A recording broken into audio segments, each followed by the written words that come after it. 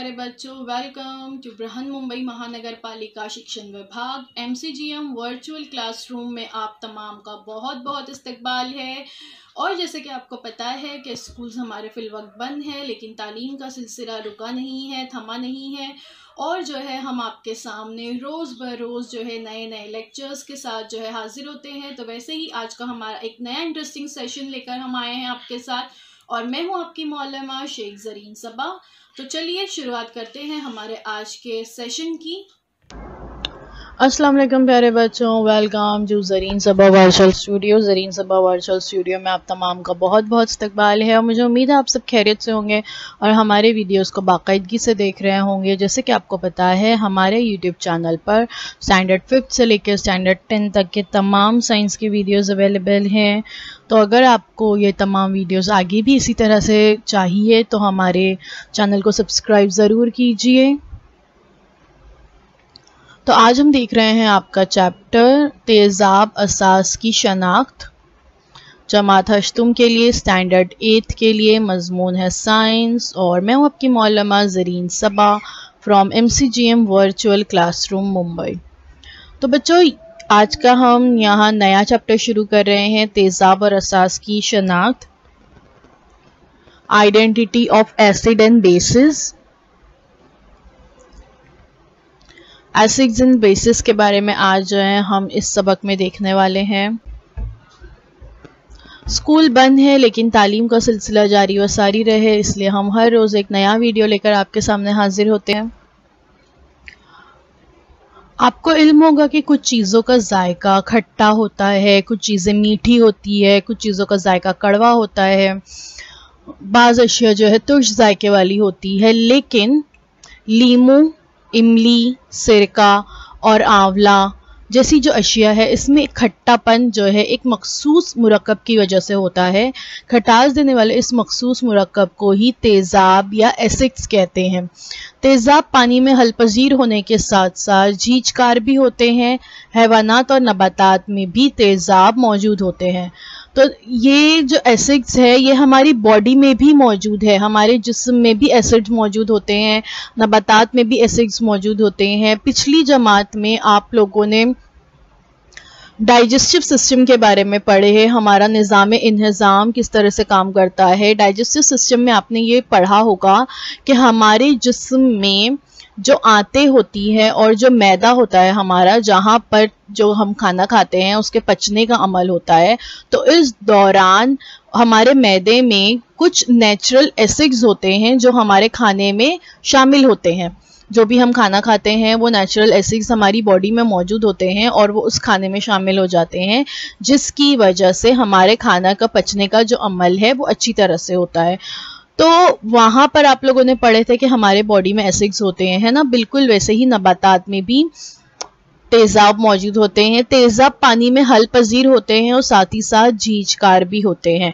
तो जितनी भी खट्टी चीज़ें हम खाते हैं, इमली है, लीमू है, सिरका है, आंवला है, इसके अलावा संतरा और इस तरह की जो चीज़ें जिन जिन में खटास मौजूद होती है, उस सब में एसिड्स मौजूद होते हैं। खुर्दीनी अशिया में मौजूद तेज़ाब को कुदरती तेज़ाब या कार्बनी तेज़ाब कहते हैं, या ये तेज़ाब जो है कमज़ोर होने की वजह से इन्हें कमज़ोर एसिड्स या वीक एसिड्स भी कहते हैं। जितनी भी हमारी खाने की अशिया है, अभी हम बात कर रहे थे ना, जिन जिन में खटास मौजूद होती है वो तमाम अशिया में तेज़ाब मौजूद होता है। तो ये जो तेज़ाब होते हैं ये नेचुरल एसिड्स होते हैं या इसे कार्बनी तेज़ाब भी कहते हैं, और ये हल्के होते हैं इसलिए इन्हें वीक एसिड्स कहते हैं। तो जितनी भी अशिया है जिनमें एसिड्स मौजूद होते हैं, जैसे आंवला हो गया, इमली हो गया, सिरका हो गया और लीमू हो गया, संतरा हो गया, पैक्ड पिकल्स हो गए, जितने भी मुख्तलिफ किस्म के अचार होते हैं, इसके अलावा अंडा, लैम गोश्त जो होता है, वाइट ब्रेड, वाइट पास्ता, ये तमाम चीज़ें एसिडिक फूड्स कहलाती हैं। इनमें एसिड्स मौजूद होते हैं और ये कमज़ोर तेज़ाब होते हैं। अब देखते हैं मादनी तेज़ाब या मुर्तकिस तेज़ाब किसे कहते हैं। Nitric acid HNO3, sulphuric acid H2SO4 और हाइड्रोक्लोरिक एसिड HCl, ये तमाम तेज़ाब जो होते हैं ये मादनी तेज़ाब होते हैं और ये बहुत ज़्यादा, ये तेज़ाब जो होते हैं वो स्ट्रॉन्ग होते हैं, इन्हें स्ट्रॉन्ग एसिड्स कहा जाता है। इस तरह के जो मुर्तकिज़ तेज़ाब या स्ट्रॉन्ग एसिड्स होते हैं, इनकी अगर ज़रा सी भी मिकदार हमारी जिल्द पर गिर जाए तो हमारी जिल्द झुलस जाती है, यानी जल जाती है। इसी तरह इनका धुआं सांस या मुंह के ज़रिए जिस्म में दाखिल हो जाए तो भी बहुत ज़्यादा नुकसान होता है। देखिए, आप लोगों ने अक्सर इस तरह के हादसात के बारे में सुना होगा कि किसी पर एसिड अटैक हो गया या किसी पर एसिड जो है गिर गया तो उसकी वजह से उसकी स्किन जल गई। तो स्किन जो है एसिड्स की वजह से पूरी तरह से झुलस जाती है या जल जाती है। और कुछ एसिड्स इतने ज़्यादा स्ट्रॉन्ग होते हैं कि अगर उसका जो धुआं है वो सांस या मुंह के ज़रिए हमारे जिस्म में दाखिल हो जाए तो भी बहुत ज़्यादा नुकसान होता है। आपके घर में अगर आपके अम्मी आपके घर की सफाई के लिए अक्सर टॉयलेट बाथरूम धोने के लिए एसिड्स का इस्तेमाल किया जाता है, तो आप लोगों ने देखे होंगे, हालांकि वो एसिड कुछ डाइल्यूटेड होते हैं, यानी उनमें थोड़ा पानी भी मिला हुआ होता है, लेकिन तो भी जब वो एसिड डाला जाता है बाथरूम में तो धुआं उठता हुआ आप लोगों ने देखे होंगे। और अगर हम फौरन उस वक्त बाथरूम में चले जाएं तो हमें सांस लेने में तकलीफ होती है, नाक में, गले में एक तरह की चिरचिराहट और जलन महसूस होती है, तो ये एसिड की वजह से ही होता है। तो सोचिए, वो एसिड्स तो थोड़े पानी मिले हुए होते हैं तो इतने स्ट्रॉन्ग होते हैं, तो जो एसिड्स जो है एक्चुअल में स्ट्रॉन्ग एसिड्स होते होंगे वो कितने ज़्यादा नुकसानदा होंगे। मुर्तकिज़ तेज़ाब को आहिस्ता आहिस्ता पानी में डालकर उसका हल्काया तेज़ाब तैयार किया जा सकता है, जिसे डाइल्यूटेड एसिड्स कहते हैं। ऐसे हल्काए तेज़ाब मुर्तकिज़ तेज़ाब की बनिस्बत थोड़े कम नुकसानदा होते हैं, नुकसानदा होते हैं लेकिन थोड़े कम होते हैं।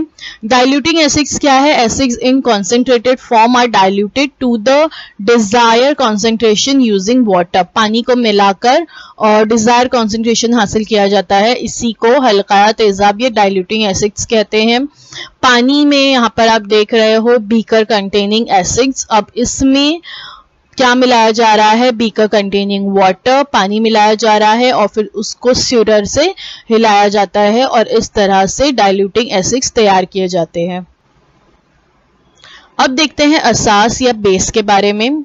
अगर आप खाने के सोडे का हल्का महलूल चखें तो वो आपको कुछ तल्ख लगता है। आपके घर में खाने का सोडा इस्तेमाल होता है ना, और भजिए बनते हैं हमारे यहाँ और इसी तरह खमन ढोकला वगैरह बनता है, तो उसको सॉफ्ट बनाने के लिए उसमें खाने का सोडा डाला जाता है। तो अगर आप उसको थोड़ा सा चख के देखेंगे तो आपको कुछ तल्ख लगेगा। तो ऐसी अशिया, तल्ख जायका रखने वाली अशिया और जो लिम्स में चिकनी होती है, हाथ लगाएंगे तो चिकनाहट महसूस होगी, तो ये तमाम जो है असास होती है। मिसाल है इसका चूने का पानी CaOH2, खाने का soda NaHCO3, caustic soda NaOH और साबुन वगैरह, इन अशिया को असास कहते हैं। तो आपके घर में जो डिटर्जेंट होते हैं, साबुन होते हैं और फेस वॉश, हैंड वॉशेस और खाने का सोडा होता है, कास्टिक सोडा यानी धोने का सोडा, कपड़े धोने का सोडा, चूने का पानी वगैरह, ये तमाम असास की एग्जाम्पल है।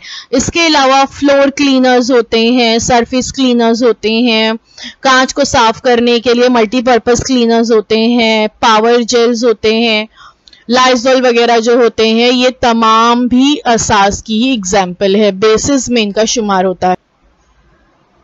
असास तेज़ाब से बिल्कुल भी मुख्तलिफ होते हैं। कीमियाई नुक्ते नज़र से ये तेज़ाब के बिल्कुल बरअक्स खुसूसियत के हामिल होते हैं। ये भी मुर्तकिज़ हालत में जिल्द के बरअक्स, ये भी मुर्तकिज़ हालत में जो है जिल्द को झुलसा देते हैं।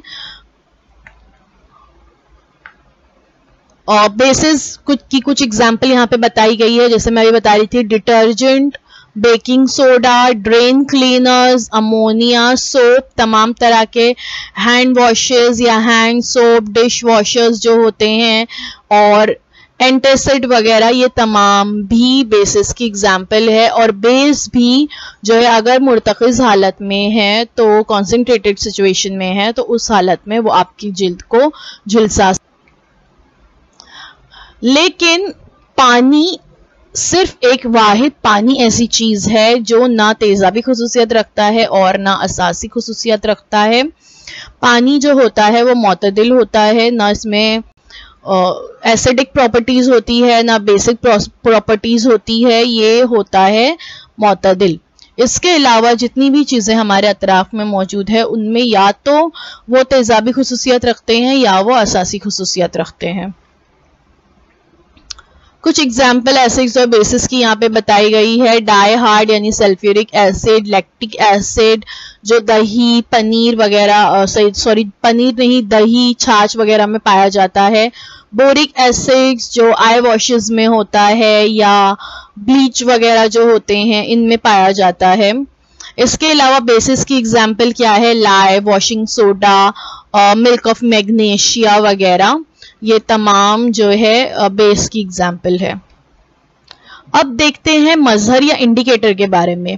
ये पता करने के लिए कि कोई भी शय असासी खुसूसियत रखती है या तेजाबी खुसूसियत रखती है, इसको पता करने के लिए इंडिकेटर या मजहर का इस्तेमाल किया जाता है।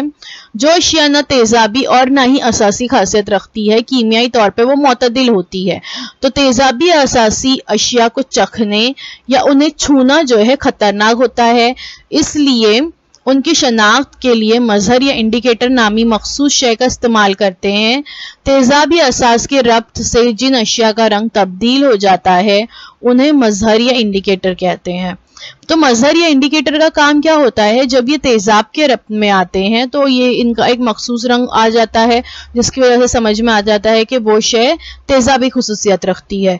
जब ये असास के कांटेक्ट में आते हैं तो ये मुख्तलिफ रंग के हो जाते हैं, जिसकी वजह से समझ में आता है कि वो असासी खुसूसियत रखती है।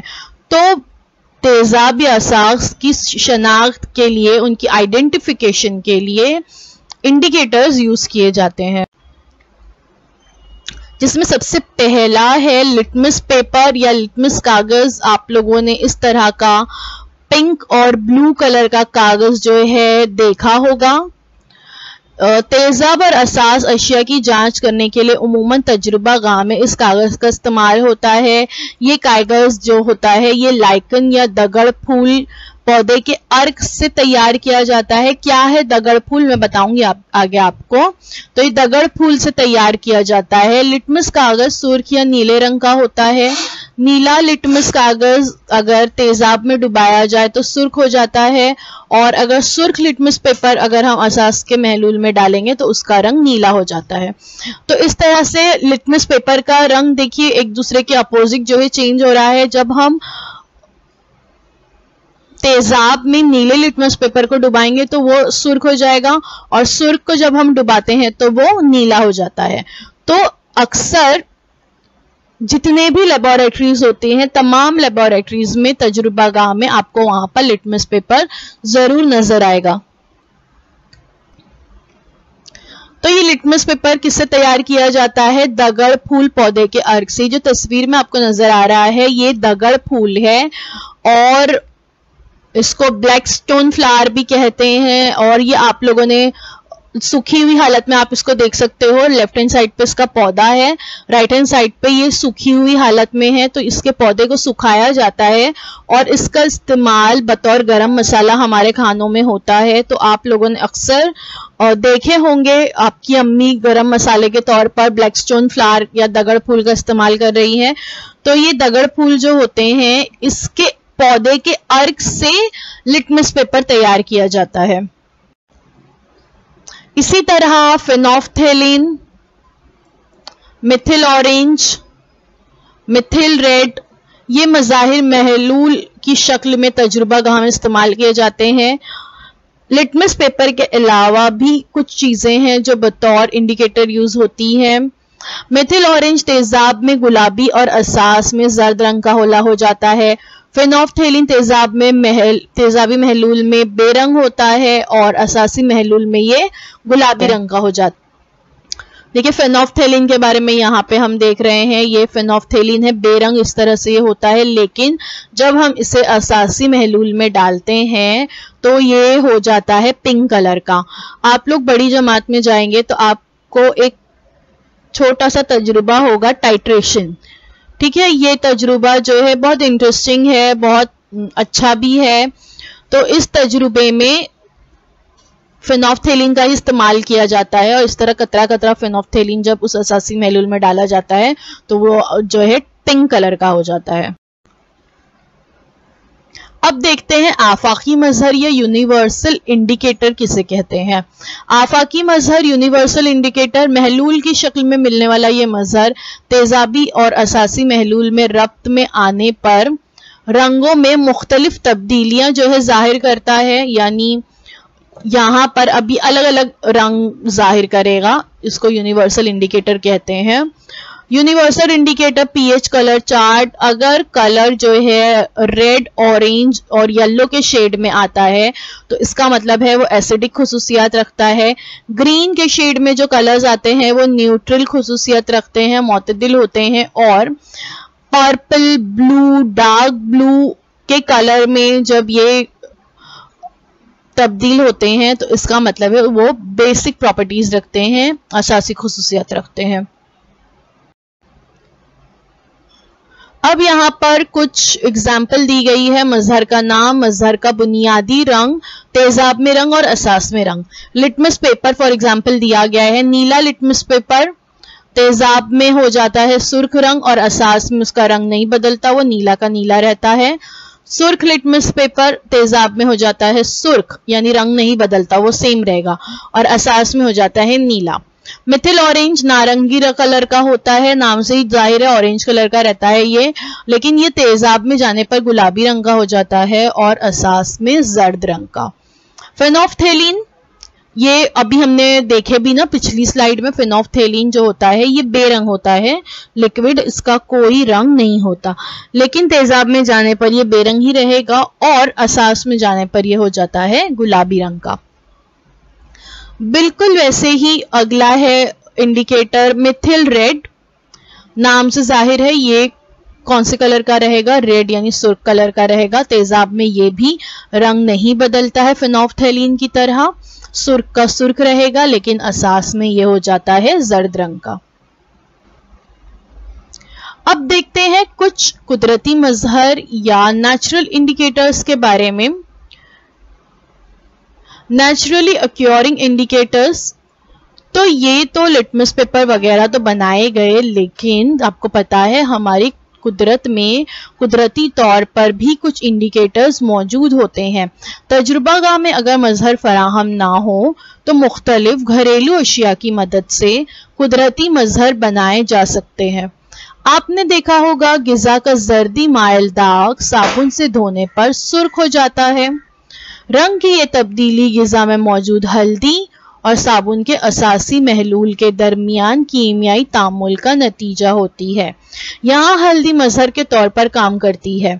देखिए अक्सर जब दाल का बर्तन हो, खास तौर से क्योंकि दाल बनाने में तो हल्दी का इस्तेमाल होता ही है, तो दाल के बर्तन को अगर आप जब साबुन से धोते हैं या आपके डिश वॉशर से धोते हैं तो आप लोगों ने देखा होगा कि वो हो जाता है रेड कलर का, सुर्ख रंग का हो जाता है। तो ऐसा क्यों हुआ? ये इस वजह से हुआ कि हल्दी जो है एक नेचुरल इंडिकेटर है और साबुन क्या होते हैं, हम देख चुके हैं कि साबुन, डिश वॉशर्स जो होते हैं ये असासी खुसूसियत रखते हैं, तो ये उससे रब्त में आने पर, हल्दी असास से रब्त में आने पर हो जाती है रेड कलर की। आप लोग चाहें तो अपने घर में भी ये तजुर्बा करके देख सकते हैं। थोड़ी सी हल्दी हाथ में लीजिए और हैंड वॉश या आपका डिटर्जेंट जो है डिश वॉशर वो थोड़ा सा हाथ में लीजिए और अपने हाथों पे उसको रब कीजिए। आप देखोगे कि आपके हाथ जो है सुर्ख रंग के हो गए हैं। इसी तरह चुकंदर, मूली, टमाटर, जासुंदी और गुलाब जैसे कुदरती मजहर भी तैयार करते हैं। इनसे भी कुदरती मजहर तैयार किए जा सकते हैं।